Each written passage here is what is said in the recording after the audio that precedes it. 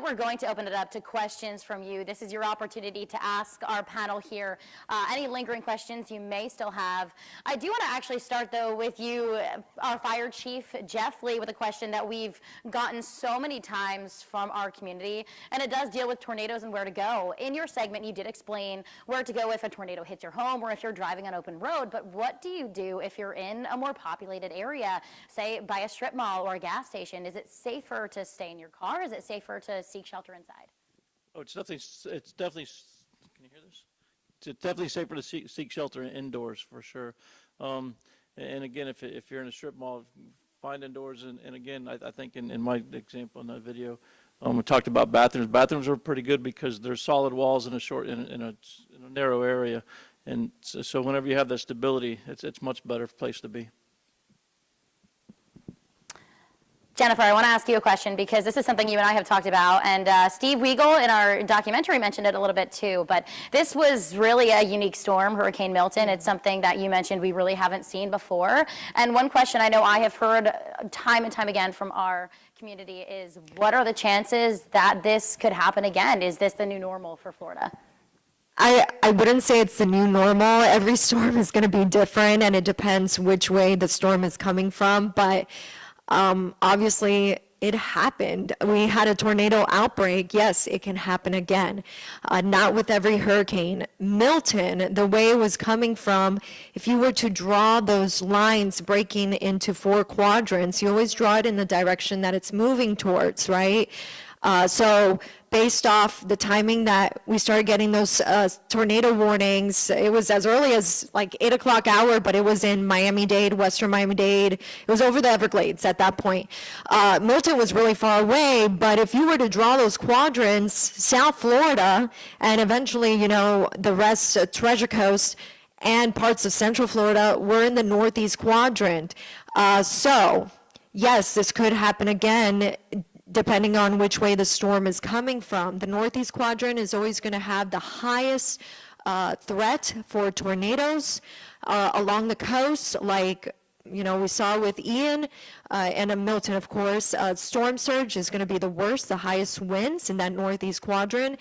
And I just do want to point out that Helene and Milton really showed us all how those impacts stretch beyond that forecast cone. A lot of my family and friends, you know, they'll call me up, what's up with this hurricane? And they'll be like, well, you know, Miami's out of the cone, or West Palm Beach is out of the cone, or Port St. Lucie, whatever. And I'd be like, yeah, but you need to prepare for maybe a Category 1 or tropical storm force winds. You just need to prepare because those impacts, as we saw this past season, really can go far beyond that forecast cone. That forecast cone is only giving us the possibility of the center of the storm where it could be. So it could wobble to the side a bit, it could wobble like, you know, left and right from the very center of that cone, but it's only the center. That's the forecast cone is only showing you the center of where the storm could land, basically. So yeah, unfortunately, we do have to think in our minds, whoa, tornadoes are a huge threat in Florida, you know? It's different because most people are like, oh, you just have to deal with hurricanes. You know, speaking of that, I think we want to go now to you, Director Correa, and this is something that you and I have talked about before, a question we've been asked time and time again. Now that we know we can see these types of tornadoes in Florida, does Florida, does St. Lucie County need tornado sirens? And if so, is that something the county would look at? So as far as the sirens specifically to us, we already use the sirens for the St. Lucie nuclear power plant. So in reality, it wouldn't be a valuable tool because what would end up happening is it's going to confuse people. Our residents are already used to the sirens. Every time we test it, we have a test coming up next week. They're used to that for the nuclear power plant.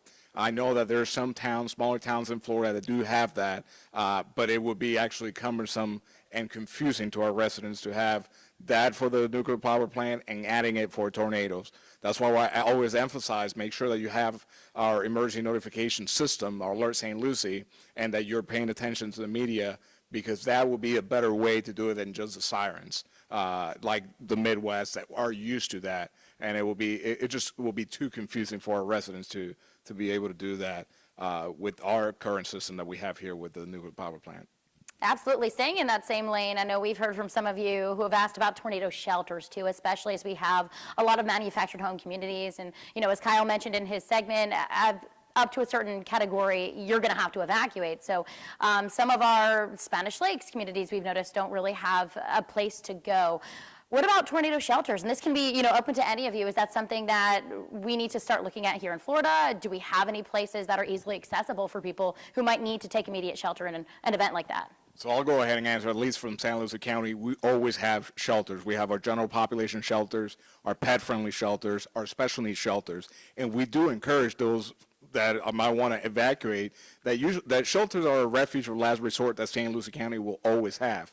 But they may feel more comfortable with friends and families, so that's an option as well. But to always, if you live in a manufactured home, mobile home, or low-lying area, anywhere that is a vulnerable area, we have those shelters. Some people may choose to build their own property, in their property a tornado shelter, but that's why the county does have over 14 shelters ready to be open, and we have a tier approach that we will open depending on the type of storm, but we have those available for our residents to evacuate to if they need to. Yeah, absolutely. Kyle, I want to go to you now because I know that we've gotten a lot of questions about manufactured housing. You talked a lot about retrofitting your home. I think this is something we've heard from a lot of you. How do they go about doing this? Where are the resources? And really, what's the cost in that too? I think that's one of the biggest things we've heard from our community is a concern about the cost. If you are on a low budget, what options do you have? The biggest thing, first of all, you need to ensure your straps are tightened and they're not rusted through. Over the years, the straps will rust and then the anchor's no good. So you've got the anchor 4 feet in the ground and then you've got the strap connected to it. So the straps, I'd start there. And then ensuring your anchor heads are in the proper condition. Those will rust over time as well. You can retrofit, adding new anchors, deeper anchors. They're a thicker shank instead of a thinner anchor, 18 inches deep like they used to. Now we're going 4 or 5 feet deep with a 3/4 shank. So you can do more anchors. You can also add anchors down the center line of your home on both of the exterior sidewalls. So there are options. Florida Anchor and Barrier is a really good company for that. Not only will they redo your straps and your anchors, they'll also redo the vapor barrier on the home. So there are definitely some cost-effective methods to strengthen your home without kind of pouring a lot of money into it. Yeah, you could purchase the equipment yourself. Mobile Home Depot, Oliver Technologies, there's a couple of companies here in Florida that actually sell the material. So you could retrofit it yourself. You could add your own strapping. You could add your own new anchors. That would be an option. That's what the company you're going to pay to do anyway.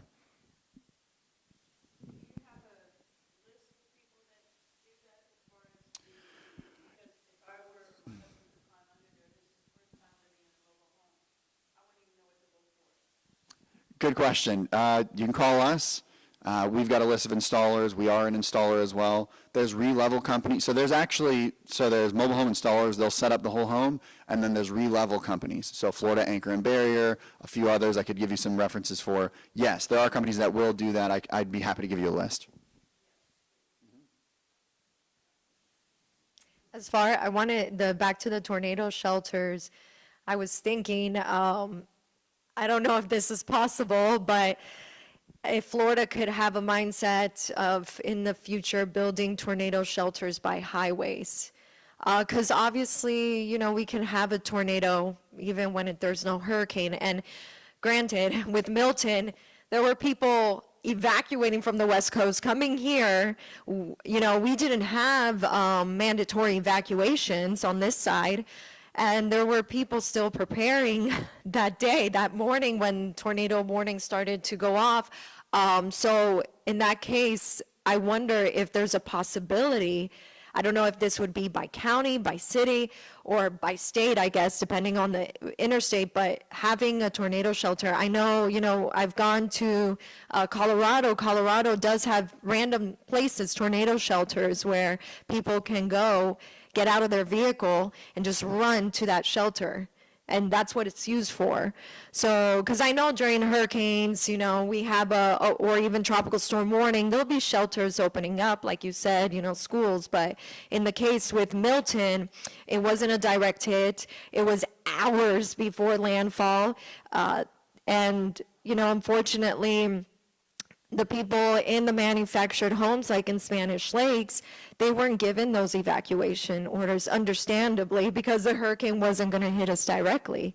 So to have some sort of just tornado shelter, a quick one, you can just run to, I don't know. I don't know if that's possible in Florida. Maybe building some by mobile home park areas, because with a tornado in Spanish Lakes, I mean, we heard the siren, like in a matter of minutes, it was too late. Well, Where to go, you can't go to the, yeah. they don't want to be responsible for people at the clubhouse. But in mobile home, you really don't have anywhere to go. We were in a 5x5 closet, and he's 6'5", and these are Yeah. big. I mean, I had, in a couple minutes, had to throw everything out of the closet, put pillows in there, get our laptops and everything, you know, that we had so that we could be, but we had no warning, hardly any warning at all, and the siren was very faint. So this way, at least if we know a tornado's coming, we have a safe haven to run to. In mobile home, you have nothing. When you mentioned the siren, are you talking an actual a tornado siren? We didn't hear the first one, but you faintly heard the second one, but by then it was Yeah.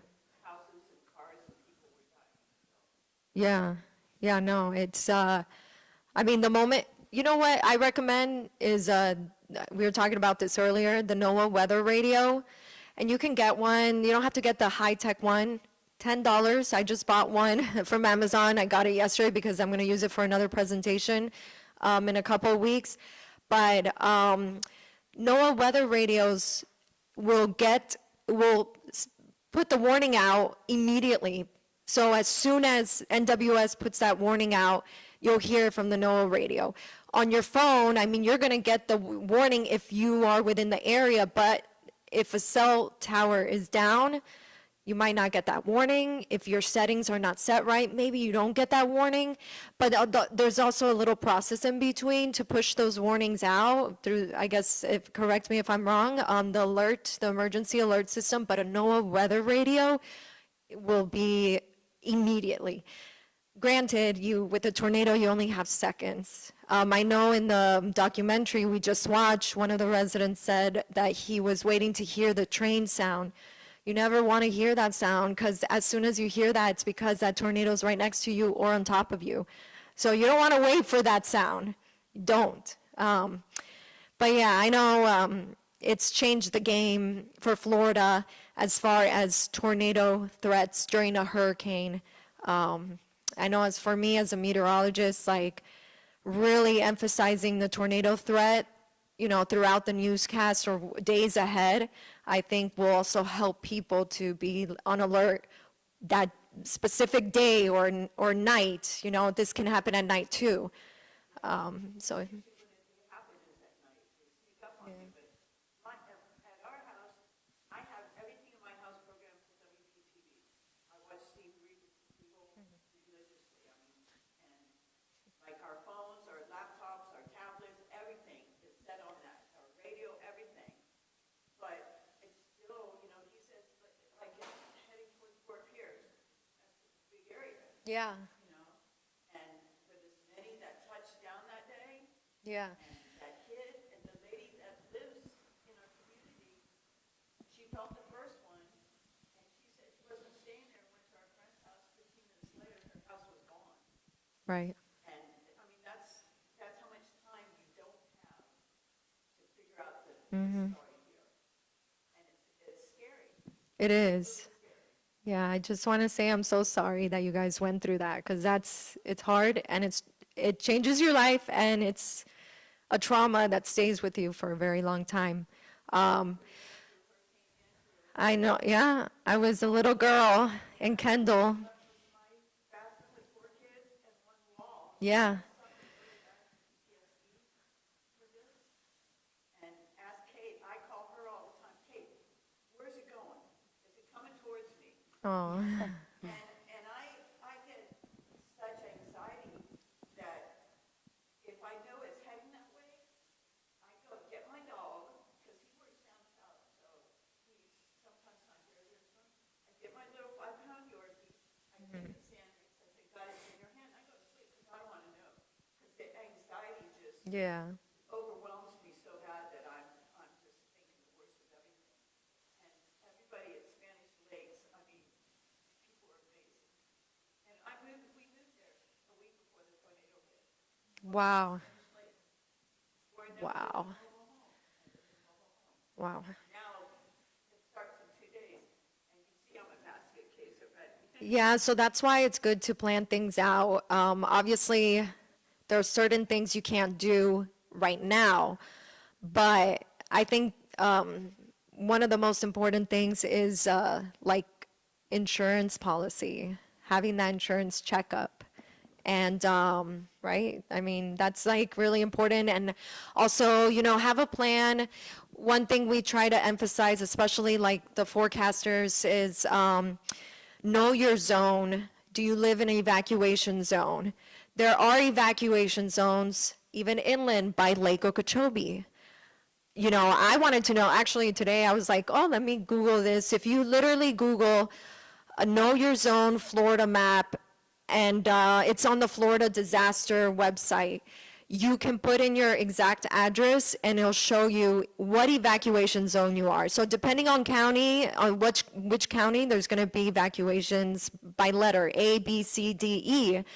I know Miami-Dade has a lot even further inland because there's a lot of canals. So these evacuation zones, it's good to know that ahead of time. You don't want, a storm coming 5 days out and you're like stressing out with high anxiety. So now's the time to know your zone, know if you live in a flood zone, and if you live in a flood zone, you need flood insurance. And I want to speak to that actually, Aaron. We've talked a lot about flood insurance, and one thing I think we didn't cover in our segment with you was specifically screen enclosures. We know that in Florida, a lot of us have screen enclosures or other attachments to homes. And a lot of people we talked to after this storm, they said they had no idea they didn't have coverage for that. So first of all, my recommendation to everyone that I speak to as an attorney is even if you do not live in a flood zone, buy flood insurance. Federal flood insurance is relatively inexpensive compared to your regular homeowner's insurance policy. You have a homeowner's insurance policy, even for a small home or a condo, it may cost you $4,000 or $5,000 a year. But your flood insurance, even if you are not in a flood zone, you're looking at $300, $400 a year. It's a relatively small charge because if you do not have flood insurance and you have rising water, or you have, whether it's storm surge, whether it just rains so much the ground cannot absorb anymore, whether it's because a canal overflows or a lake overflows, that's flooding. And if you have flooding, your homeowner's insurance is not going to cover it. That's number one. To Kate's question, though, and it's very important, you can buy a homeowner's insurance policy that has coverage for a separate structure. Separate structures are covered under your homeowner's insurance policy under what's called Coverage B. Depends on what's a separate structure. Sometimes they cover fences, sometimes they don't. Sometimes they cover fences if the fence is attached to your home. What does that mean? It literally means that there's just a plate that's screwed into the fence that's also screwed into the wall of your house. That's all it takes for an attachment. I won a case once because they said, well, that fence isn't attached to the home.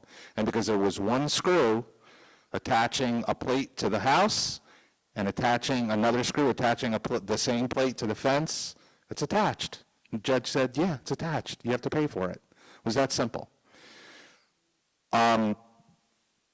Your screen enclosures, after Francis and Jean, which hit back in the early aughts, a lot of us remember those storms, homeowners insurance companies stopped covering screen enclosures, pool enclosures, regular screen enclosures, patio enclosures. They just stopped. And for a while, you actually could not buy coverage for that. You can buy coverage for that, but you need to make sure you ask your homeowner's insurance agent, your homeowner's insurance broker, do I have coverage for it? And how much is it going to cost me? And how much coverage do I have? People rarely read their homeowner's insurance policies. I'm the law nerd who reads these things and knows them in and out. And one of the things that I have to tell people all of the time after hurricane losses is you don't have coverage for that. And they go, well, I pay all this money for premiums. What do you mean I don't have coverage? And I go, you bought a product. Just like going out and buying a car. I don't think you could do it nowadays, but it used to be a time when you can go out, you could buy a car without air conditioning, without a radio in it. Well, does your homeowner's insurance policy have that option? Does it have, did you buy that coverage? And it's going to list what it is on there. It's also going to list what your, besides your premium that you're paying, it's going to list your deductibles. I just got retained on a Milton case yesterday, and I agreed to help this couple, but I said, you have a very strange policy, because you have a policy that it provides that your roof is depreciated, and insurance companies will always pay you the value with depreciation first, and then when you do the repairs, then they'll pay you the replacement cost value after they pay you what's called the ACV, or actual cost value, which is the value of your roof, let's say, minus the depreciation. But this one had a schedule saying, well, we'll only pay you the ACV, the actual cost value, and here's how we depreciate it. And it gave a formula for it. And I said, so your roof may cost you $50,000, but it's 20 years old. And at 20 years old, it's depreciated 50%. So they're only going to pay you $25,000. And you have a policy that you bought with a $17,000 retainer, with deductible. That means you're only going to get $8,000. Even if the insurance company agrees that your roof is going to cost you $50,000, you're only going to get $8,000. And they agree, yep, it's a $50,000 roof. We cut it in half because that's what your policy says, and then you have a $17,000 deductible. Here's a check for $8,000. What? I can't afford to put a new roof on. I didn't know that was in my policy. You bought the policy, you signed it, but I didn't read it. Law doesn't care that you didn't read it. If you signed it, the law assumes you read it. But you got to make sure if you have a patio enclosure, school, pool enclosure, that you bought coverage for it. You have to make sure of that.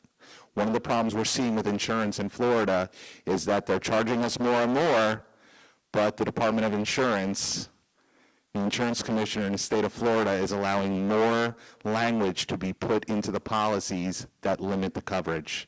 So you're paying more and you're getting less. I want to stay with you actually for a moment, Aaron, because as we were reporting after the tornado, one thing that we heard again and again in communities, especially like Spanish Lakes, so many people didn't have insurance and looked at FEMA as a replacement because we know that the cost is rising, as you mentioned. We heard from somebody in our documentary that said she had insurance and then she canceled her policy because she could no longer afford to keep it. What would you say to people in this audience who might think, well, I can have FEMA help instead of insurance? What would your advice be? Don't do that. First of all, FEMA, people just say, well, FEMA will just give me money. FEMA doesn't give you money. FEMA gives you a low-interest loan, which you have to pay back. And if you don't pay it back, you're going to have a lien on your house, and then they're going to foreclose on your home. If you have homeowners insurance can't foreclose on your house. All they can do is if you don't pay your premium, they'll cancel your coverage. But FEMA has a purpose, but to rely on them exclusively it's not the purpose of FEMA. It's not a good idea. I want to actually go to you, Dr. Rubey, because I think one thing when we think about hurricane preparedness, we often picture buying the bottles of water at the store. We think of the non-perishables, things that you talked about, Jennifer. But oftentimes I think we skip over the medical side of things, and you talked a lot about prescriptions too. What is, I guess, the most common reason people are brought into the hospital after a hurricane? Does it often go back to a lack of preparedness, getting medications and insulin ahead of time? Thank you very much for the invite. And the hurricane and tornado seasons are kind of tricky. We always assume that everything will go well. The mindset should change. We have to think that things are going to go out of our control. For a long time, we have been seeing that there is a change in the demographic of patients who are arriving to the hospital before and after the hurricane. One of them is that after the hurricane, we have a big influx of patients who were not prepared for to take their medications or receive the care that they are supposed to get before the hurricane, and then when they arrive, it's a little bit late. And what my advice for everyone is try your best to be prepared. Assume that you are going to a camp. where you will have no electricity, no power, no water, no nothing, including your medications. You're going to stay in that camp for a week. So you need to get your medications. You need to get checked before the hurricane season. Ask your doctor, can I get refill for my prescription for 3 months in advance, and instead of waiting for the last minute. Always get some coupons so the pharmacy can refill your medications and send them to your house. Certain medications, like you have to pay attention to, like insulin, for example, it has to keep kept cooled and refrigerated. You're gonna lose power. Get a small cooler that you can put your medications in. At least that will get you through the time of lack of power and lack of emergencies. So far, during the hurricane, we received the people who were injured from the accident and of the tornado and the events. But after that, we started to get all the patients who didn't get their dialysis, they didn't get their, they have chest pain, they didn't get to the hospital because of, they are just afraid to leave the house. So these are important things. We have to start educating our community about the importance to be prepared for all these events. Now, this question could be for any of you, but obviously October 9th, we saw a mass casualty event in Spanish Lakes. It's something most of us will never go through. Some of us unfortunately did. And it's something that, we often don't think about before it actually happens. I know, Dr. Ube, we had talked a little bit about reunification, and I know, Director Correa, we've spoken a little bit about that too. That night, we had people calling into the 911 center. Some posted on Facebook when they could not find their friends, their loved ones, and it brought about a question in our newsroom. What do you do if, in the event we have another mass casualty event, you can't find a friend or a loved one? Who do you call? What's the best way to communicate with emergency first responders? Well, first, Kay, I want to thank you and WPTV for moderating, and as well as the video there. A lot of people, didn't experience what they've experienced, so they don't have the urgency and getting prepared and what's coming up for it. But as you were talking about with the missing loved one situation, we just got the training and access to the state of Florida's E+ system. So now if we receive loved ones missing during disaster situations, they activate that system and we can put their information into it. And that system checks twice a day for all the medical facilities and any participating shelters who use that system, and will tell us if a loved one is checked into one of those systems. And that saves some resources from us from having to actually get the information from 911 and then calling those medical facilities. And it's checking that at least twice a day and giving us a report back if any of those missing folks check in at any of those locations. Fantastic, thank you. I want to actually circle back to what to do when a tornado strikes. We talked a lot about where to go, what to do if you're in your home and on the road. One thing, and maybe Jennifer, you can speak to this, or Chief Lee, one thing that I had heard again and again growing up is that if you're on the road, you go to an underpass, an overpass, but I've heard that's not the case. Can you kind of debunk that misconception for us? Yeah. So, if you watch the movie Twister and Twisters, actually in Twisters, the second one, I think it wasn't at the beginning of the movie. Well, I don't want to spoil it, but anyway, they do go under an overpass. Not the best choice, but I've asked National Weather Service about this, and the reason why is you don't go under an overpass and kind of hide there, because the tornado can actually suck you out. There really isn't anywhere you can hold on to. But if you're in the middle of the highway and there's nothing out there, maybe there's a field, they actually say it's better to get out of the car and go lay flat in the grass rather than going in a ditch. So you want to be as low as you can to the ground. But yeah, never go under an overpass or bridge. Also, I don't know, there might be also debris going through there really fast. There's a wind tunnel effect too.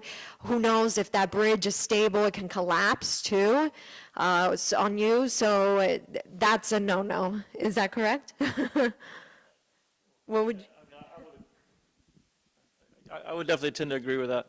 I'm definitely no expert on where to go for tornadoes. I'm a Florida native, so.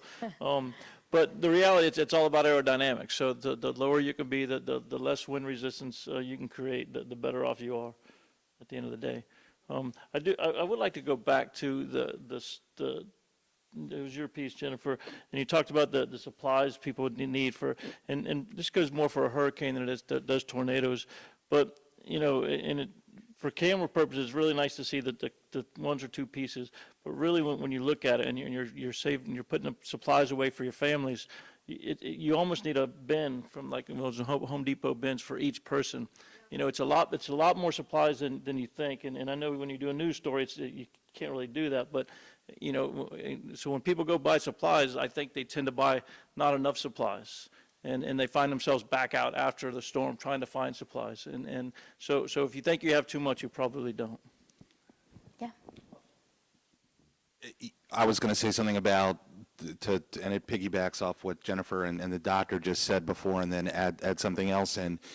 I have had cases where people have retained me for their insurance claim because their insurance has underpaid them, and one of the things they'll say to me is, oh, is there anyone we can go after? Because when I went outside during the hurricane, and I go, stop. You went outside during the hurricane. There's a lot of fine particulate matter that gets blown around. And I had a case where this woman went outside, and she had something, I mean, probably the size of a splinter or a very small pebble or piece of sand, hit her in the face. And she developed a massive infection. I mean, she wound up in the hospital on a PICC line for weeks and weeks and weeks getting intravenous antibiotics. So don't go outside. And in terms of other preparedness, the number one thing I could do, and I'll kind of throw it over to Mr. Johnson, our home inspector, even if you have had a wind mitigation or a 4-point inspection, or you recently bought your home, call someone like Mr. Johnson to come out and do a homeowner's inspection for you before hurricane season starts to document the condition of your home. Also to tell you, hey, listen, you know, you've got a piece you've got gutter loose here, you've got a downspout that's not attached, and instead of draining away from the house, the water's going to drain right by your foundation, and you could have, you know, stuff under your foundation wash away. He will point out this is what he is good at, and then if you do have a claim and you have a problem with your insurance company, you can give an attorney like me that report, and I can go, no, they had the house inspected, you know, at the beginning of hurricane season, and it was fine. So another good thing to keep in mind in terms of preparedness. It's not just about your supplies. That's an important supply you can have as well.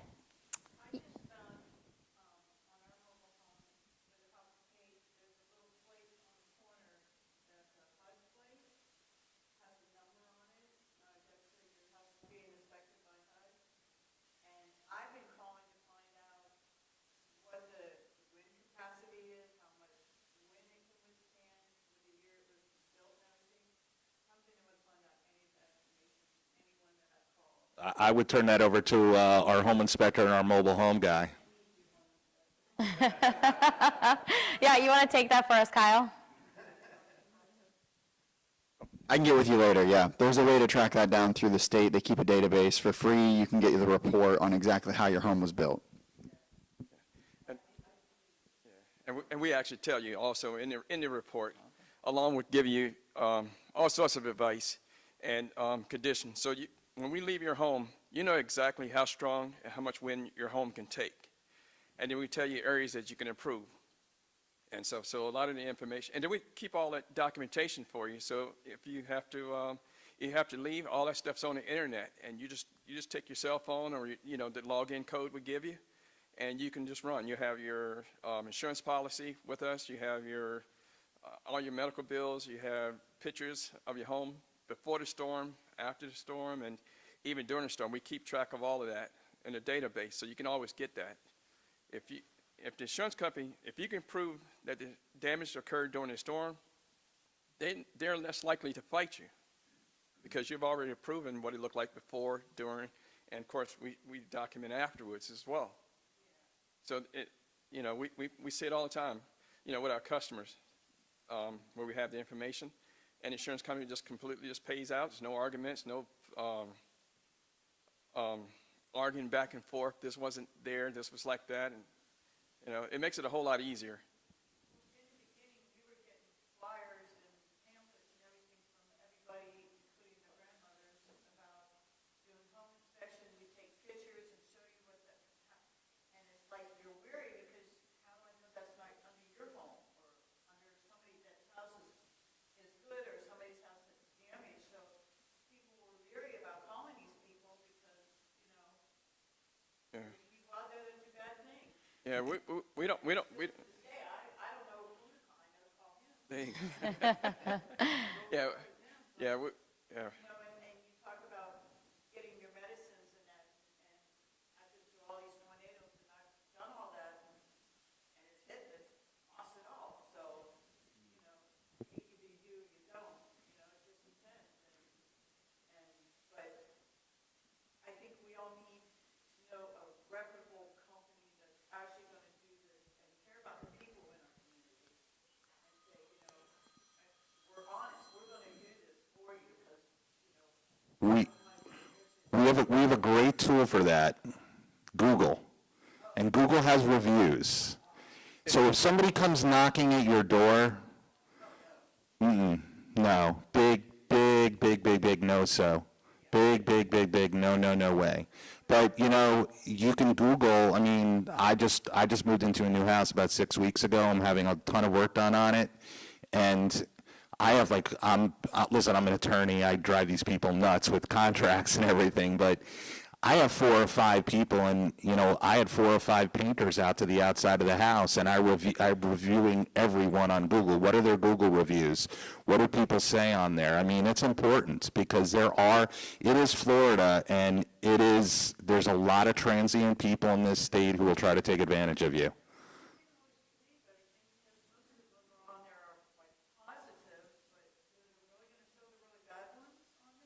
Google, listen, if you have someone who has 5,000 reviews and they're all 5 stars, there's a problem, okay? But if you have someone who has a couple of hundred and what I have heard people say is that you look for 4.7 or better. Because that means, yeah, everyone's going to have somebody who's always unhappy, you know? And then what you do is you have them come out, you meet them, you interview them, you have to see if you're comfortable with them. But if there's somebody you've never heard of, yeah. I think we have another question from an audience member here.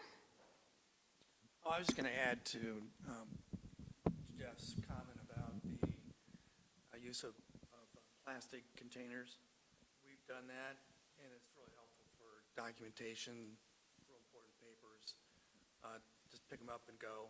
We also have backpacks for first aid materials, mainly batteries, things like that, which seems to be good. But the other thought they had too is, I mean, we have some relatives from Alabama, and they have underground shelters that they've dug in their garage by builders. They didn't just do it, but they've built shelters in their garage so you can just open up and go down, and they're waterproofed, et cetera. I don't know if people do that around here, but we're from the Midwest, and you think about shelters, you know, people have had shelters outside that they can run to and open up and get into outside, but they're down to underground. If you don't have a basement, we've always had basements in Indiana and Illinois. But Keep in mind, Florida is primarily built on swampland. Yeah, I mean, we could, There's limestone and water does go through forests, but yeah. that's why there's very few places with basements in Florida. I realize that. My sister's in Texas too, and they don't have them out there either, but, because it's clay, and they can't build them. But is there any way to build something anyway that's waterproof?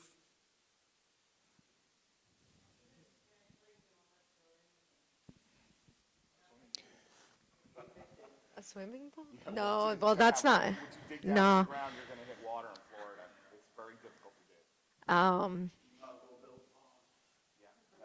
So Kate, if Yeah, I may add, so everyone, we have a table here from St. Lucie County Public Safety. We have our disaster preparedness guide. So if you need additional reference material, what will you guys need as a reference? for your emergency kit. Yes, we encourage to have bins because obviously we talk about 1 gallon per person per day. So if you have a family of 4, that's just one day is 4 gallons. And, you know, we encourage you to have for multiple days, not just for one day. And the same with the non-perishable food. But that guy will tell you everything that, as far as reference that you need in your kit. And to go back, definitely a weather radio is of the utmost. I can't emphasize that enough. We're very dependent on technology and cell phones, but that weather radio is a good old way to truly get that first-hand warning.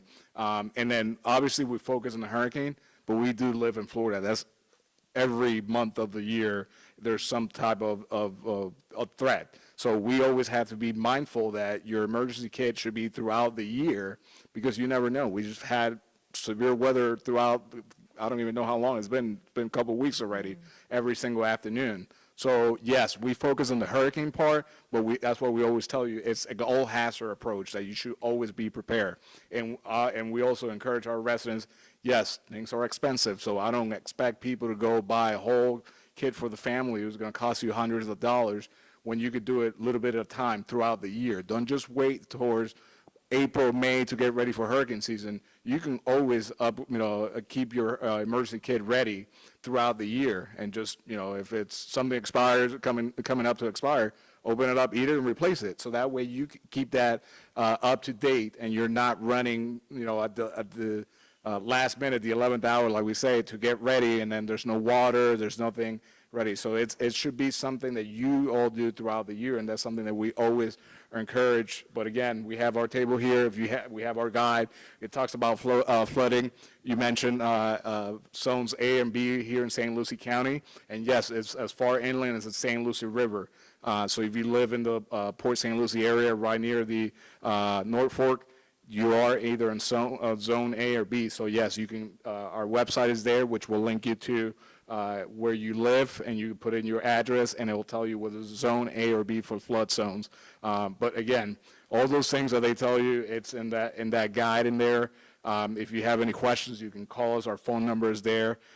For our special needs shelter, we always encourage you to register for special needs, which is at the Fenn Center of Virginia.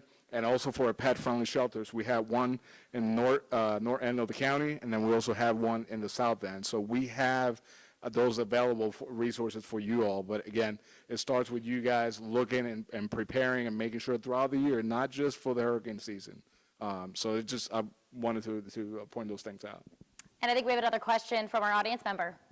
Yes, quick thing. So I just moved here from Philly, so this is our first hurricane season, my daughter and I. So we're a little nervous, and I had no idea that tornadoes also come with the hurricanes.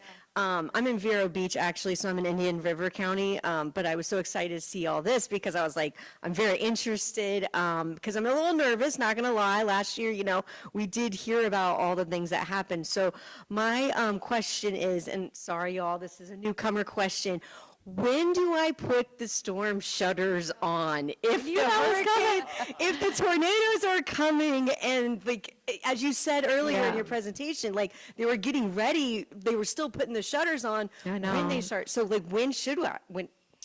So as soon as there's a watch.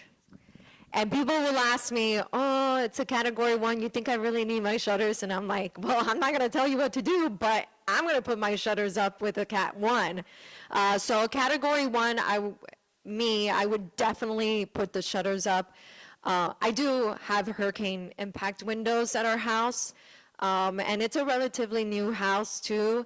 But, you know, growing up in Miami, my parents, well, with Andrew, there were no shutters. But we learned from that, and then there were the metal ones, and those are the ones that can really pose a danger. So what you want to do is maybe do it right before they issue even the watch. The watch is going to be issued 48 hours in advance of the onset of tropical storm force winds. And it's always going to be an estimate, okay? The arrival of the tropical storm force winds are going to be at this time, on this day. Well, you want to put the hurricane shutters 2 days before that, okay? So you don't want to wait for the warning Because the warning, even though they can issue that 36 hours out, it's sometimes you don't have 36 hours. And then the problem is, people are rushing, and you're rushing, and accidents happen. People get hurt, people fall from the ladders, so you want to be ahead of that. And listen, I know, because I saw my parents, I would help them out every year. It's hard work, and it sucks putting up shutters in the heat and the humidity. And granted, we're all working too. If we're working, we don't have the time, right? You just have to stay up or get up earlier and just do it because you'd rather be safe than sorry. So you want to do it with, with time. Don't rush doing it. And that's the whole point of being proactive and getting supplies little by little, like the waters, because you know what happens? People get really anxious on the roads. People are on edge. There are arguments that break out, and you don't want to be in that. I mean, you can get a heart attack from that too. But, and then of course, you end up at the supplies, or you getting your supplies and there's nothing left in stock.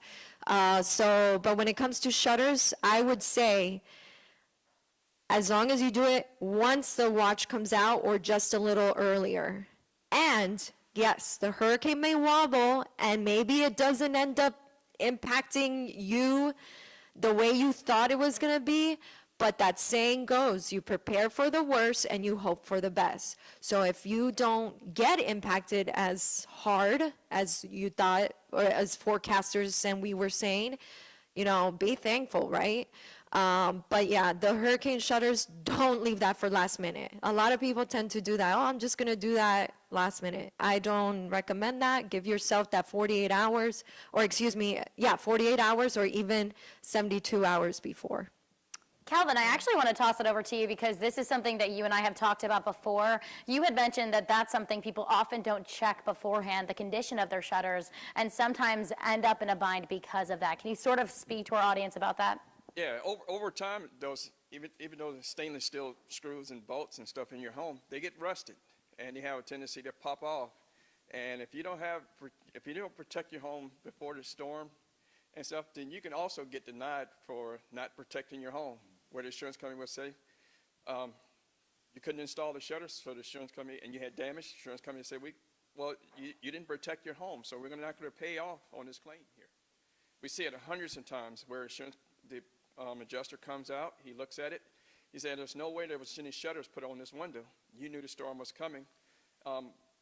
Denied. Get someone else to pay for it. We're not. So we're able to give you that information. We're able to see whether or not you're going to have issues. Also, a lot of times homes come with, 30 or 40 shutters. You don't know if you need 60 shutters. And that can be another case. And stuff. And that's, that's another problem. Try to buy shutters and anchors and screws and stuff during the storm. It's not going to happen. Or you're going to pay a premium if you get it. So we always say, we help you with all of that.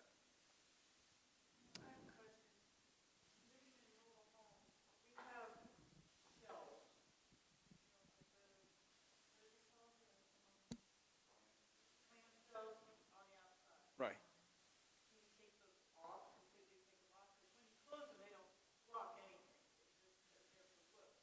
Right. Take those off, because I know you haven't taken anything that can be a flying object that will hurt someone. Yeah.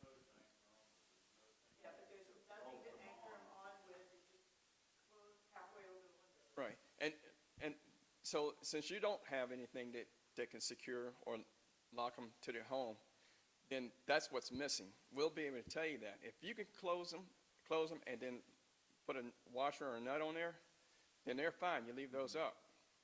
And if they don't have it, they should have it. So, you can add those L brackets to it and along with the screws. Then you can leave those up. Because once they close, they're right up against the house and they're secure. You got to, the top half is secure because they have all the screws and bolts or whatever across the top. And then at the bottom you have the L brackets and then the screws and the nuts.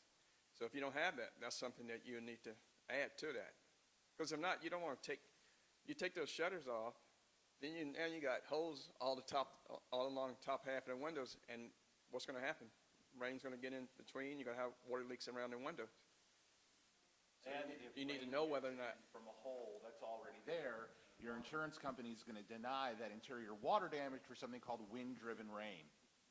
Now, if it's a hole that's created by the winds and the storm and water gets in, that would be covered. But a hole that's already there, wind-driven rain, not covered. Yeah, and we see a lot of times where insurance deny a claim because of the fact that you have step crack or hairline cracks in the concretes. You know, around the windows, you see kind of like the little hairline cracks that goes along the edge of the windows. Water gets in through that, denial. They can deny any type of damage that comes because it was obvious the crack didn't show up at the time of the storm. It showed up, it was there before. You didn't do anything to prevent the damage.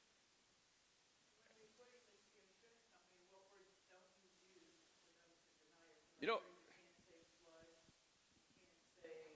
Don't say flood and don't say mold. yeah. Yeah. So here's this. I will always call. Most our customers always call us first before they even call the insurance company to see if they should make a claim or not. And so, but the best, whenever you make a call to the insurance company, it's recorded and documented, and they will fight you tooth and nail if you thought the wrong answer or if you gave them the wrong damage. You can't go back and change that, or if you do, they're going to say, well, you said it was a wind, came in through the window, and it might have came in through the roof. So they already proven you to be a liar. So why should they trust you on nails the roof since you said the window?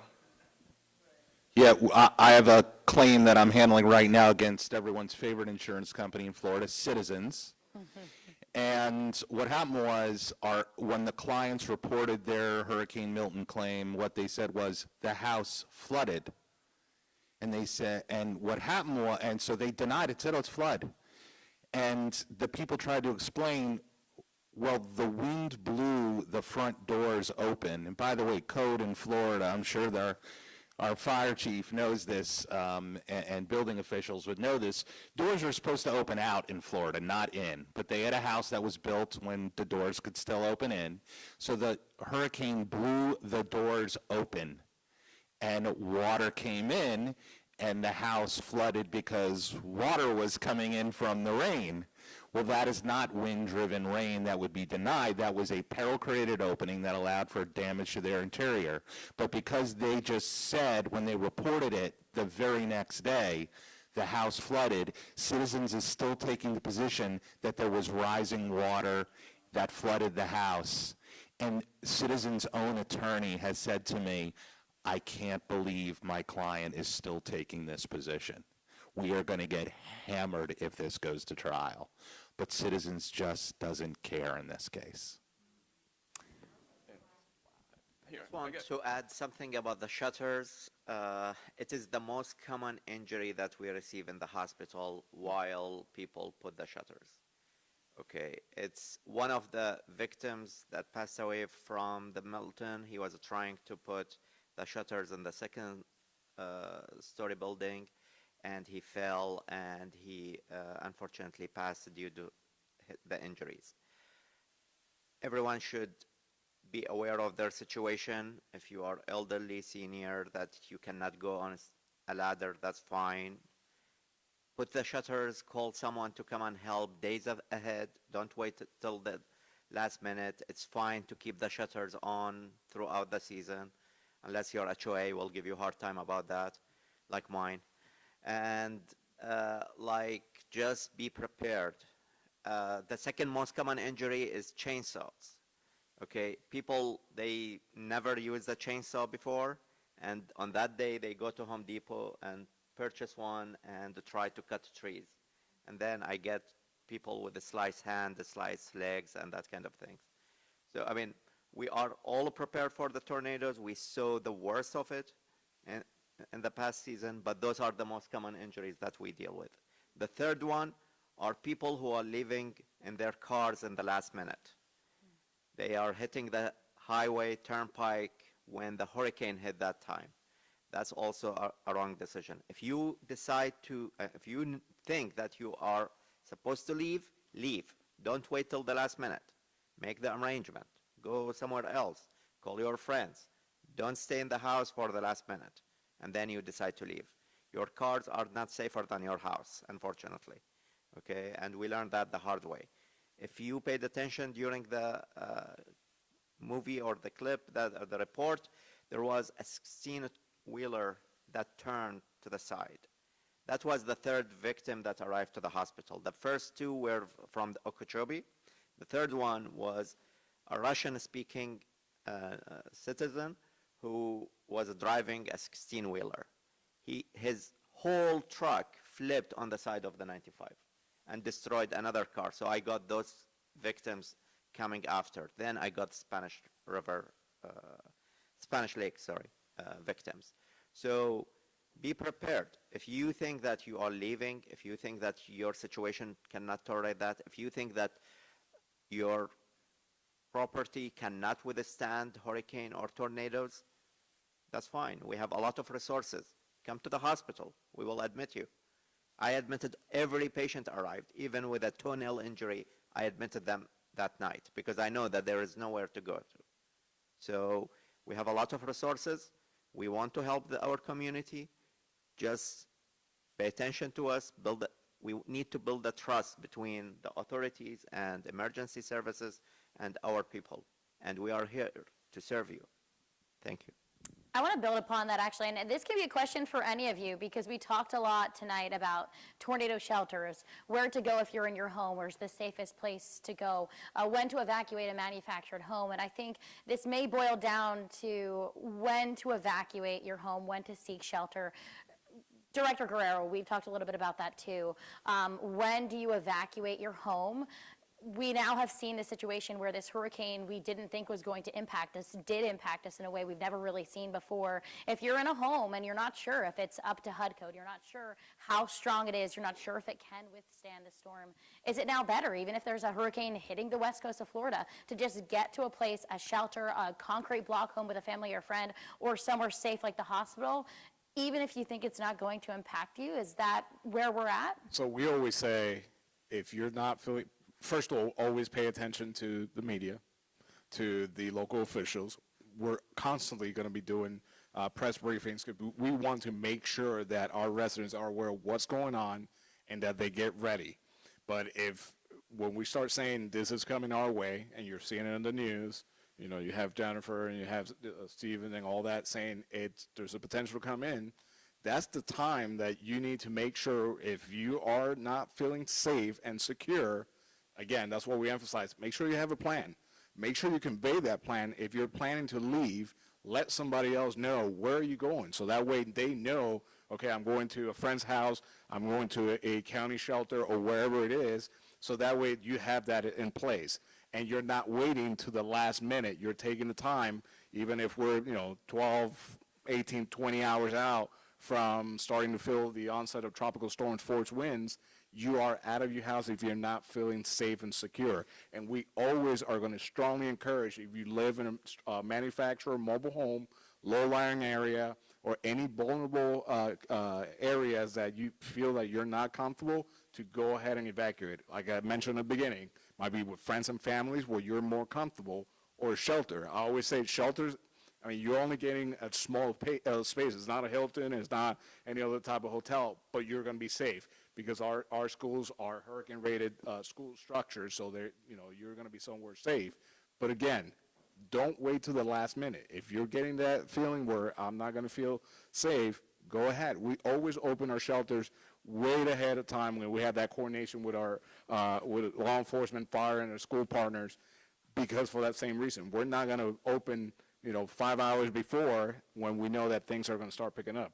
And we always say, tropical storm force winds and hurricane category 1 is like a mile difference, if I'm not mistaken. So things could, we saw it. Things could change in a matter of time. So go ahead and do things in a timely manner. So don't just wait to the last minute. Pay attention to the news.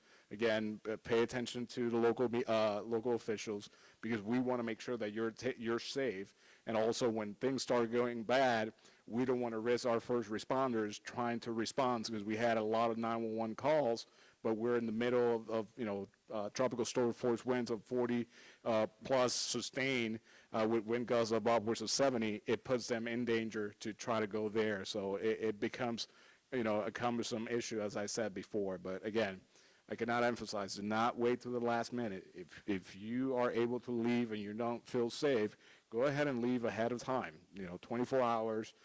But no, don't wait to 2, 3, 4, 5 hours before, because then that could be, you're putting yourself in danger.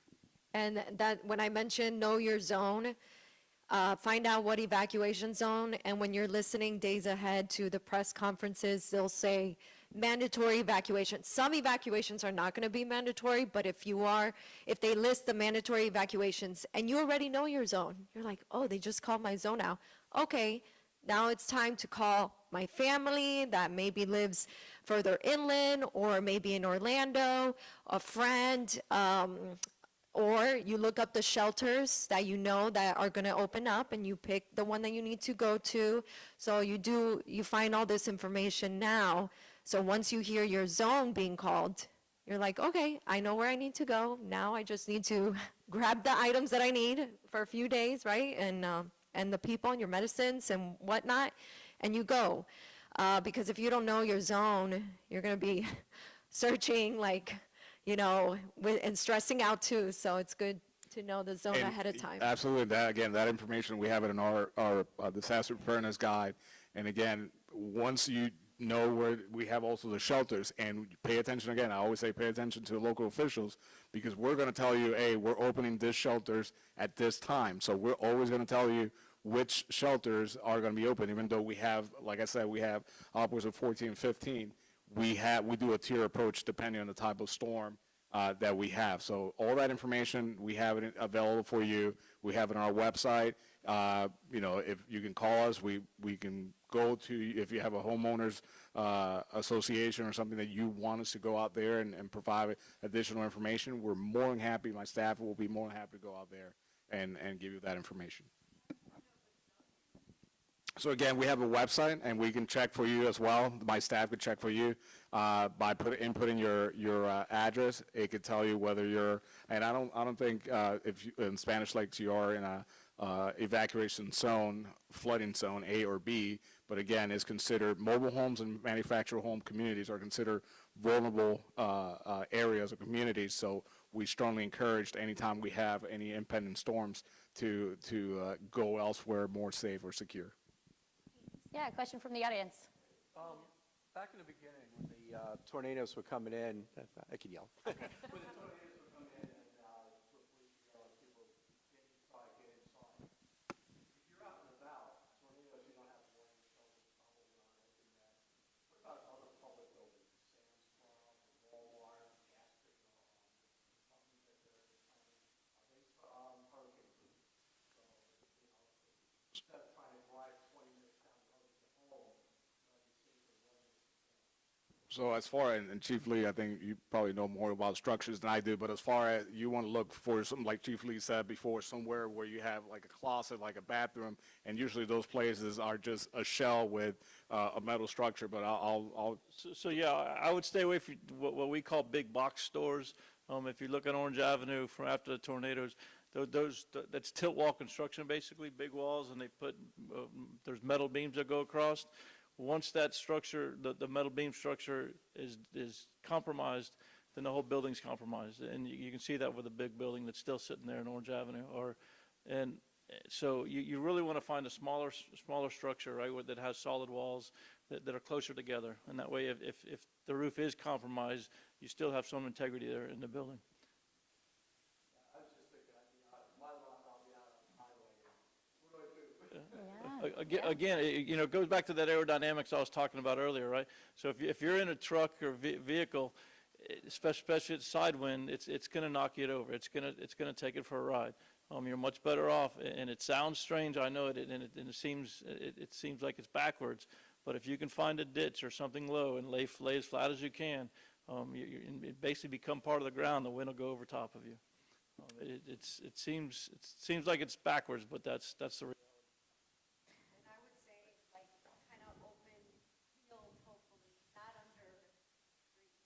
Correct. back to the overpass, the overpass seems strong, right? You got this big, heavy road that's designed and engineered but it's not designed and engineered for updrafts as much as it is for the weight on top of it. And it creates a tunnel of wind through underneath the overpass, right? So that's why they recommend not pulling up underneath overpasses. It's back to the whole wind and the Venturi effect. When you have all that wind tunneling into one little area, it actually increases the velocity. Are the plazas like on the turnpike? Oh, yeah. Oh, no, it says dead back. The plazas, the turnpike, and what about the rest areas on I-95? Oh, they're going to be better than not being, if you're in the middle of the road, you're definitely going to be better in one of those structures. And I believe the turnpike plazas they're pretty much rated anymore. Those are modern construction buildings for the most part anymore. If they're open, If they're open. because a lot of them closed due to the storm. Yeah, if the hurricane, if we're under a watch, or I don't know what the point is that businesses start closing. Yeah, that's key. Like you're saying, going into a business, it's just, is the business going to be open for you to get into? So is it worth the time taking to go to find out if the business is open? Yeah. Yeah. Chief, do you guys stop responding at 40 mile an hour? 45, so most fire services in the state, about 45 miles an hour because all of our vehicles are high profile vehicles. They're easily turned over. So around 45 mile an hour winds, but we look at that, we have basically wind meters throughout the county to where we try to, if especially when you're looking at these wind events we've seen over the last 20 years or so, you may have some section of North County where I can't run trucks, but I could still, help people on the south side of the county because the winds aren't quite as high over there. So we take a little bit different approach here in St. Louis County, but yeah, 45 mile an hour of wind, it's not safe to have our vehicles out in.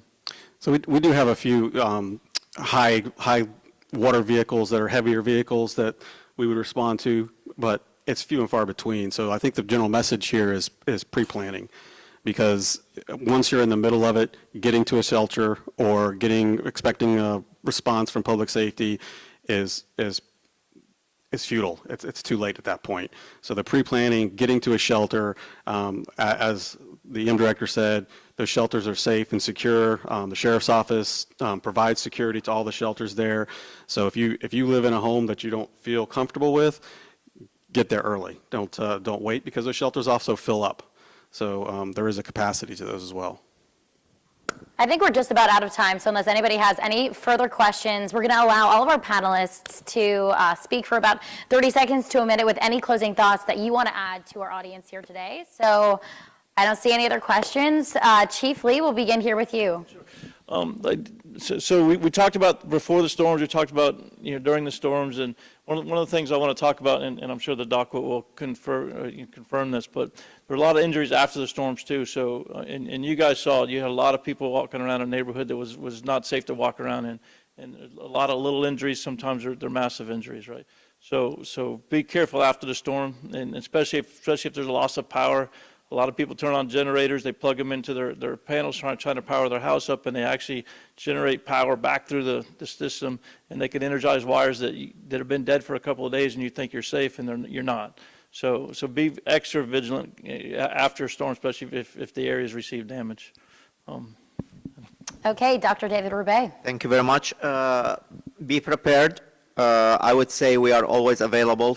Thank you very much for WPTV for this opportunity. This is to raise the education about these events. This is the season that we will face a lot of hurricane, tornadoes, all these events. We are always available. Please listen to the notification from the emergency centers. Be prepared. And if you have any emergencies, come to the hospital. We are always welcoming any patient who arrive to us. Thank you. A great basketball coach once said that failing to prepare is preparing to fail. So as a lawyer, I deal with your problems with your insurance company after the storm has passed, sometimes several weeks or even months later. So I talked about the documentation that you should do, maintain your home, and then the only thing I would say is, I can help you afterwards, but the real people who are going to help you are all the first responders, the doctor who is here. These are the people who, they're putting their lives at risk, as you saw in the documentary, to help other people. So those are the really important people. I can help you afterwards, but I need your help to help you by documenting everything. Yeah, be proactive. If you have never followed the National Hurricane Center or gone to their website, write down nhc.noaa.gov, and they'll have like the Pacific, the Atlantic. Make sure you're on the Atlantic tab, and there you can get advisories. But of course, watch us, watch the media, listen to officials, but yeah, be proactive, have a plan, and that's really going to help to set you up for a better outcome, whether it is a Cat 5 or a tropical storm afterwards. And then back to the generators, the NOAA recommends when you're using a generator, it's gas, it's an engine, do not put it in your garage. Place it 20 feet or more away from your house. Because you could have carbon monoxide into your home, and that would be devastating. So I would also recommend invest in a NOAA weather radio, and also I actually need to get this for my house, one of those carbon monoxide readers, a Nest, I think is one of the brands, so I recommend doing that. Okay, Deputy Chief Diaz. Thank you all for coming and taking time out of your day to come and be with us here. Sheriff Del Toro sends his regrets that he couldn't be here with you today. He's a little under the weather, pun intended. We are in the process of revamping our emergency response plans right now. We've only been in office since January 7th, but he takes his disaster response extremely seriously. And we just thank you guys for your interest in coming out. And again, staying vigilant and being prepared ahead of time is what's the key to this whole situation. And to echo, thank you again all for coming. I can assure you that here in St. Lucie County, we have one of the best, if not the best teams that we have between fire, law enforcement, public safety, that we are always working together to make sure that everyone stays safe, that we're taking our preparedness and protective measures, always making sure that we're up to date. So that way, when something happens, we're able to rapidly respond and make sure that we're taking care of you, our residents. So rest assured that we have an amazing team from all angles. But again, now is the time to get prepared, take action. Don't wait. I think we emphasize and beat that horse a lot of times, but you can't stop beating that horse. You have to be prepared, and now is the time. Don't wait till something is popping up and it might not come here. Make sure that you have your emergency plan. Make sure you have your emergency kit with the necessary items. And again, I can't emphasize that we have that guide for you as a reference. Make sure that people around you know what the plan is. And again, by doing that, you're not only helping yourself. Please make sure you help your neighbors, but you're also helping us to make sure that by doing that, that's one less thing that we truly have to worry, because you're taking the necessary actions to be safe. And then that way our first responders don't have to risk their lives in the middle of a storm to try to rescue you because you waited to the last minute to get out. So again, make sure you stay informed, have a plan, and just stay safe. We always try to give the best advice that we possible from years of experience. You call us, we're going to tell you exactly what to do to prepare your home best as possible. Outside of that, we put plenty of resources on our website. You can go there, you can read through a lot of the documentation, you can even see a lot of the issues and stuff that are common. So, and what's that? Oh, it's visitahomeinspection.com. I'll make sure we'll put it out there. But it has tons of resources available, And you can always reach us. We're local. We live here in Florida ourselves. So we're giving you information for the same type of home you live in, the same type of home we live in, and stuff. So that information's absolutely there for you. Take advantage of it. You don't have to have a home that's not protected or discovered that you could have done something and didn't do it, because we're here. Specifically with manufactured housing, check your strapping, make sure it's tight, done properly, consider getting an inspection, document whatever needs repaired, make those repairs. And then one additional thing, HUD code does not dictate the home be built with impact windows or shutters. So it can be a considerable cost, but consider adding hurricane shutters, accordion shutters to the HUD manufactured home. It's a much better system than the old school, panels or the plywood. But I would consider adding hurricane shutters, accordions. And then again, thank you, Kate and WPTV, for having us. This is a great event. I feel like I learned a lot too. So yeah, thank you so much. Well, thank you, all of our panelists, for donating your free time to speak to us. We're so grateful for every single one of you and your expertise. We're so grateful for all of you that came out. I think we all learned something today. Our goal through this event was to become better, stronger, and more prepared as a community. So if you have any further questions, come talk to me. Come talk to anybody here that's still after the event. But that wraps up our preparedness event. So just thank you all again for coming.